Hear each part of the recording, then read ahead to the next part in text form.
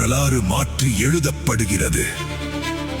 60 ஆண்டுகால திராவிட ஆதிக்கத்திற்கு முற்றுப்புள்ளி. தமிழகத்தின் புதிய முதலமைச்சராக பதவியேற்கிறார் சி. ஜோசப் விஜய். நேரு ஸ்டேடியமே அதிரும் வகையில் தொண்டர் படை.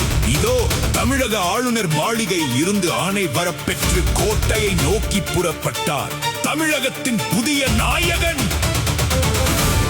டிஎம்கே மற்றும் ஏடிஎம்கே கோட்டைகளை தகர்த்தெறிந்து 108 தொகுதிகளில் வெற்றி வாகை சூடி, காங்கிரஸ், இடதுசாரிகள் மற்றும் விசிகே ஆதரவுடன் இன்று அரியணை ஏறுகிறார் உங்கள் விஜய். ஜோசப் விஜய் ஆகிய நான்.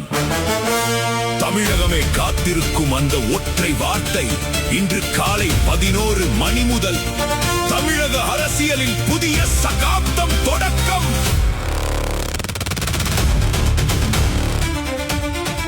ஊழல் அற்ற ஆட்சி, நேர்மையான நிர்வாகம். சொன்னதை செய்வாரா?